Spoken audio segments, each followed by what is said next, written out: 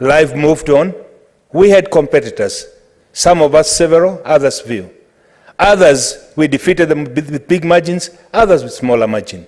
Madam Speaker, we do know in the true spirit of democracy, there must be a winner and a loser in election. Madam Speaker, it is very unfortunate that indeed, after every cycle of election, that we have to go around these circles. Madam Speaker, we have a nation to take care of.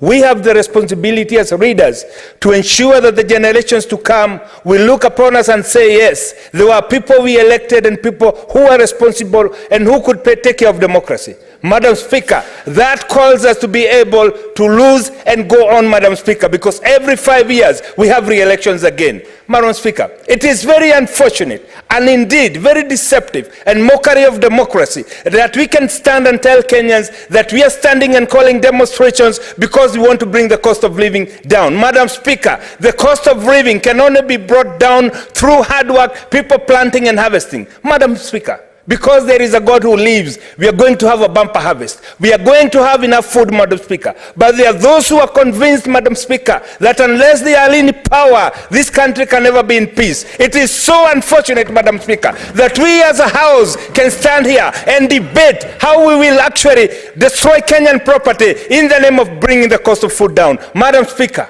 it does not take a genius to know that you cannot bring the cost of living down by destroying property. You cannot bring the cost of living down by maiming people. As has been said before, Madam Speaker, we've seen teachers demonstrate. We've seen doctors go on strike. We've never seen a life being lost. But we are asking, Madam Speaker, how many people must die for Kenyans to know that this country is bigger than them, Madam Speaker? How many of them? How many, Madam Speaker, that one person has every 5 years successfully fought his way into the government? Madam Speaker, it is very unfortunate that we are standing here losing precious time when we could be discussing bills about lowering cost of living, about lowering cost of power. Madam Speaker, Senator, I want to say this, Madam Speaker.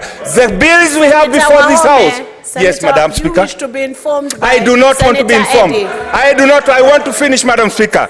I do not want to be informed. Proceed. Madam Speaker, we have several bills here in Agricultural Committee that are geared towards bringing cost of living down. Madam Speaker, some of the members sitting on that side, Madam Speaker, who are members in my committee, we started a good journey of bringing down the cost of energy. But Madam Speaker, when I need them, they desert me because they have to go and fight. Madam Speaker, I want to appeal to this House. Let's stand up and talk with a voice of reason and bring the cost of living down by having a candid discussion about the things that we have to do as legislators. Madam Speaker, it is through registration, it is through candid discussions when cabinet secretaries come in this House, Madam Speaker, we see the minority side walk out.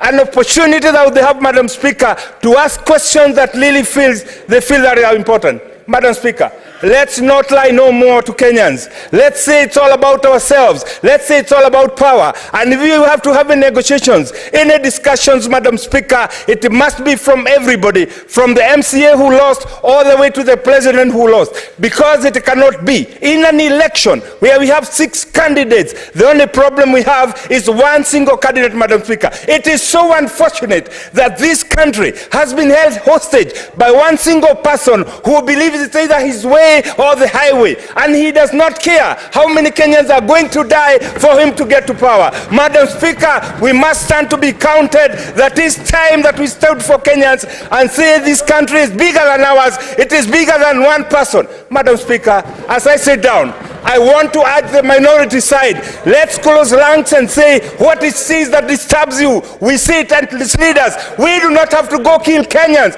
I see a senator, young man here, who has a potential, but he's painting his heart with blood. Madam Speaker, it is so unfortunate that 30 years down the line, when we are long gone, people will remember this is the person who used to lead the death of young people. Madam Speaker, I support.